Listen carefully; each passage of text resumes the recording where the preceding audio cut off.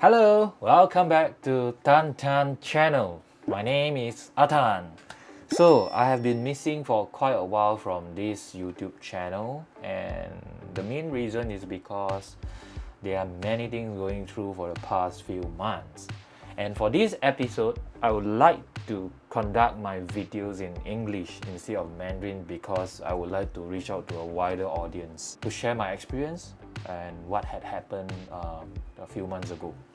So, as you are aware that this topic is about pre-eclampsia, and I'm going to share about my experience from the father perspective. I did a search online, and I also did a search on YouTube.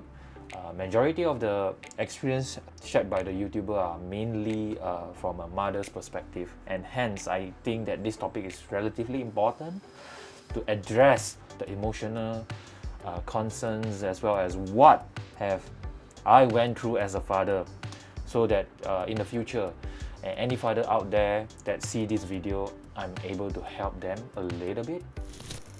The whole incident started last year November, which is November 2021. As most of you are aware that my wife was actually pregnant last year. Yeah, that's a good news, right? But then in November 2021, she was diagnosed with pre-eclampsia. So what the hell is that, you know? Doctor did warn us in her early pregnancy, just that because we don't know what is pre-eclampsia and we don't really take it to the heart and we just ignore it.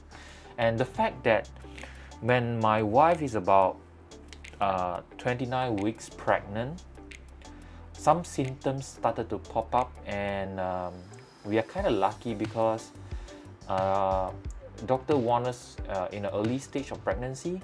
Hence, we are required to do a blood pressure test every day in the morning and at night. And we just follow our doctor's advice.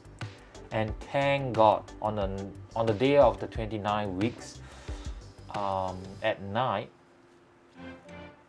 my wife's blood pressure shoot up suddenly to 180. Bottom is about 90 somethings. Yeah. So the range of the proper or a healthy pregnancy is usually below 140 according to the doctors. Definitely my wife's blood pressure that day was extremely high because it's around 170 something and 180 something. My wife also had a high protein reading in her urine. So that's the reason why we know it's pre-eclampsia. Immediately, I have to send her to the hospital emergency department. I'm very worried. I'm very scared as a father, as I'm the first-time parent as well. So when we went to the hospital emergency department, for the first few hours, the blood pressure did not come down. The doctor tried medications, and eventually, with some high blood pressure medication that is safe for pregnancy, the blood pressure managed to control around 150 and below. But it's still on the high side because rarely it went below 140. It's always 140 something, 150 something. So my wife was in the hospital for a few days in November. I just freaked out because that's 29 weeks, that's the first time we experienced this. In the hospital, we opt for the lowest cost bed because we know that this was going to be a long fight, and we just want to keep our cost minimum. Singapore medical cost is one of the highest because it's not fully covered by the government. Yes, it's subsidized, and for the subsidization, it depends on your income as well as your residential status. So for Singaporean, usually you will get up to 80% of subsidy. Also depends on your income level. And for a PR, permanent residence, you can get up to 50, I think, and it also depends on your income level. We make a decision to go for the lowest cost bed, lower cost ward, just that you have to share the space with many people. But I would say that the Singapore hospitals is really advanced, and the nurses and the doctors are really, really nice. So that's the first experience that we had. After a few days, like 3 to 4 days, I guess, my wife was discharged because the blood pressure was stabilized around 150. and that is 29 weeks to 30 weeks.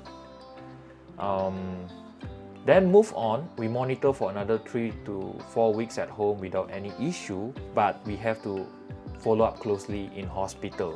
We have to went back to the hospital twice a week, okay? Our mental health during these periods is severely affected because we always constantly worry about baby in mommy's tummy, and I also constantly worry about mommy's health because pre-eclampsia can escalate very fast to eclampsia, and it can cause death to mothers and the baby inside. So I can't sleep well at all when my wife is at home for the past 4 weeks, because for every minute, every second, I just keep thinking about what's going to happen and how am I going to deliver my wife to the emergency department if something really happens, because we can't wait for ambulance, it's too slow, it takes about half an hour.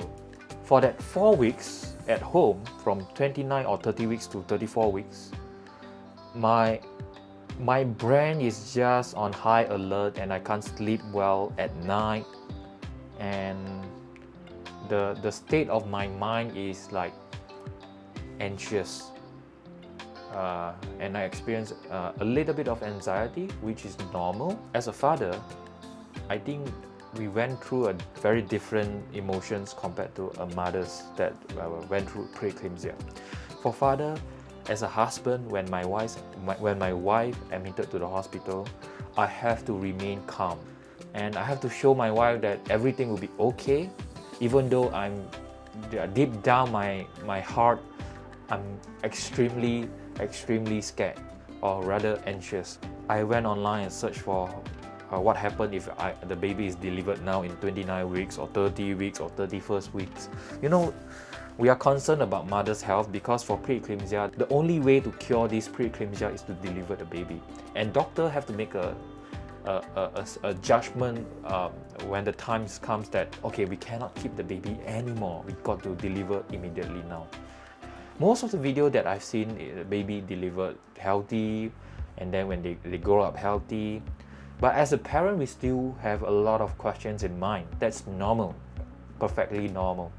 And in this video, I want to reassure you as a father, if you are the father watching this or the mother watching this and having the same journey as us, most likely your baby and the mother is going to be okay. So try to relax. I know it's easy for me to say now because I went through the same journey, but if you have a strong medical team on your side, for me, I'm in Singapore, I'm very confident with the doctors and nurses here, and even though with those confidence, I still can't 100% relax, to be frankly. But I want to say that even though this happening to us, we are considered on a blessing or lucky side. Can you imagine that this thing can happen on 22nd weeks and the baby is really extremely premature? So for me, when this thing happened to me, my mindset is, okay, thank God it happens on 29 weeks, 30 weeks, not on 22nd weeks or 32 weeks, because every week for the baby inside the womb is precious. The time is precious for the baby. Sorry, this video, I know this video is going to be long because there are a lot of experience, a lot of emotions that I'm going to share here, and I hope this helps the parents out there. We are lucky because the baby managed to drag until 34 weeks. My baby was born in 34 weeks, 4 days times, and we are still concerned when the baby was born 34 weeks, but the doctor reassured us that the likelihood for the baby to be okay is extremely high to born in 34 weeks. So what happened afterwards in 34 weeks? Remember to subscribe to my channel and click the subscribe buttons and the bell button there. See you next time. Bye.